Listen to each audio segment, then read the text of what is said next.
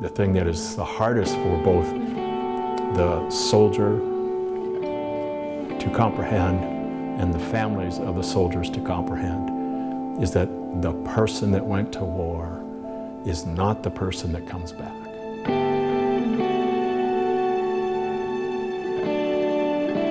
So we're a team of veterans and civilians who have come together to build a project that explains or somehow explores the difficulty of coming home from war.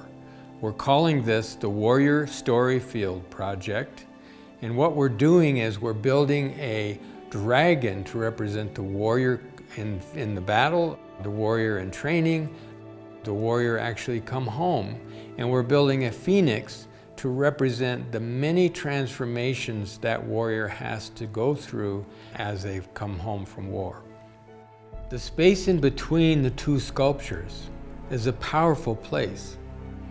It is a portal into the invisible wound.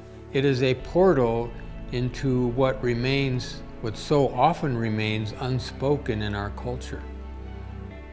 And this is where we gather as a community to explore the nature of what it takes to come home. Our first mission is to really get to know each other as civilians and veterans and gain understanding of how we can relate to each other and how we can support each other. The next is to take what we learn and bring it out to a bigger community. And finally, we hope to make a sculptural park where we make this process available to many, many more.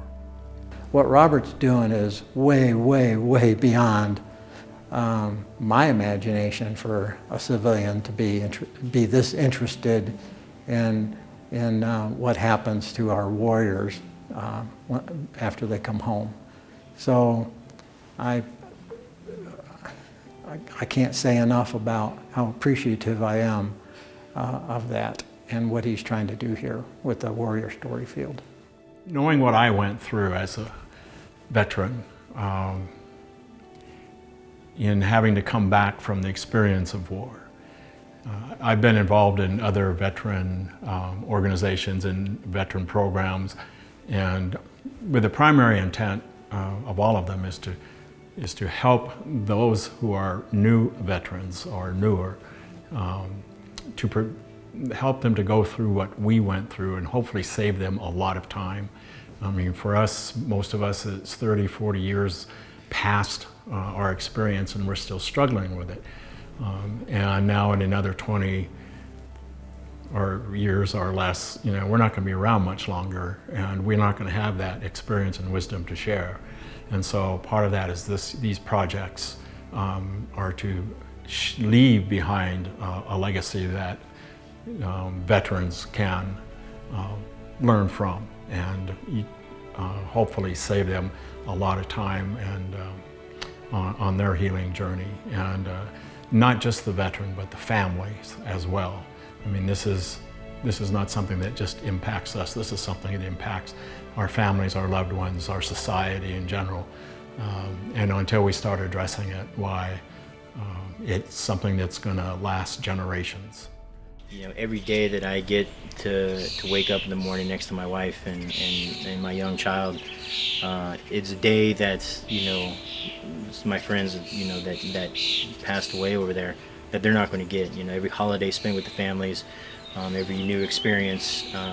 And so I figure, one of the things that kind of helped me move on or move forward and was that I owe it to them to continue to live my life. If I get stagnant, if I get stuck, or if I even regress, in my progression of life and learning and wisdom, then I'm not doing them a service. They died for, not only for, the defense of their country, but also, so that others can live, right? And if you're not living your life, then you're not honoring their deaths. You're not honoring the fallen.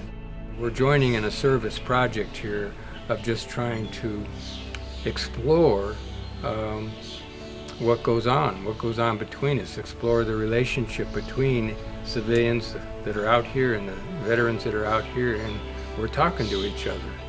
And it's not a therapeutic talk. It's a hey, how are you talk. It's simple talk. It just comes and it goes, and there's no digging into the hard stuff. We allow the art to dig into the hard stuff, and the art turns around and works us.